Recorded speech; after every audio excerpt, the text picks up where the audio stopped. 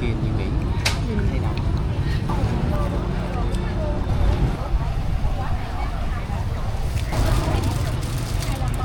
Này đi nha. Dạ cái này. Cái này nó.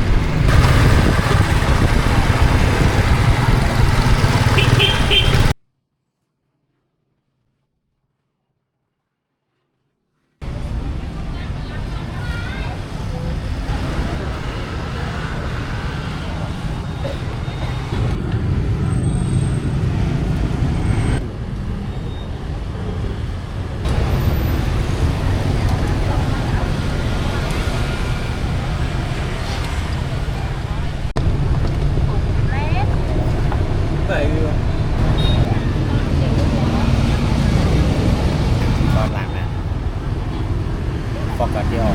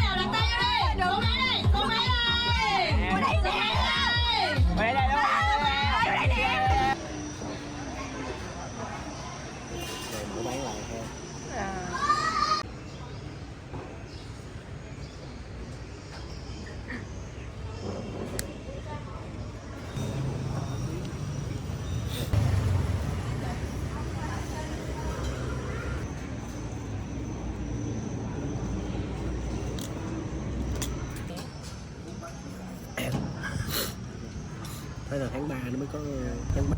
Quá trời vui.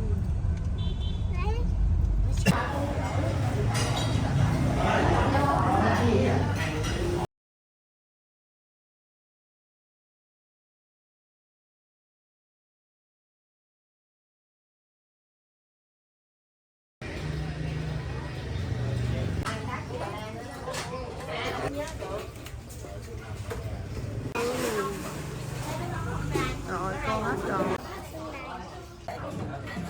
Ngon không?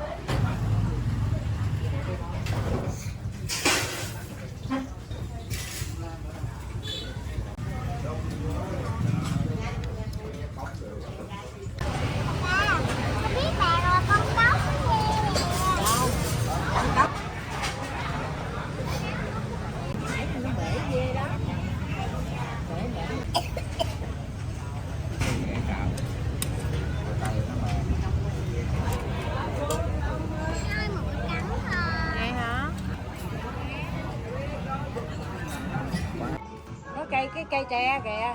Có cây cho con vịt.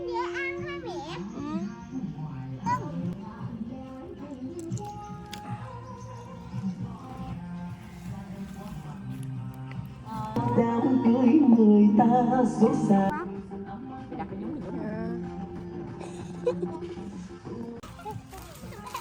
Quá trời. Cả nhảy nhảy. Trời ơi. Chậm bớt ra con nhỏ hay ra bà lỡ.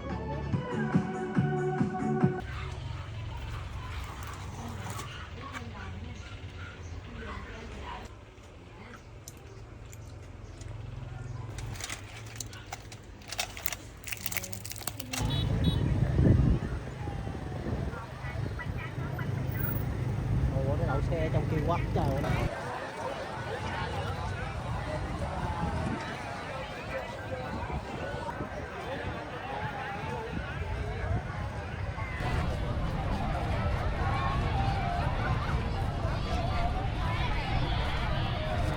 Các bà đứng đó mua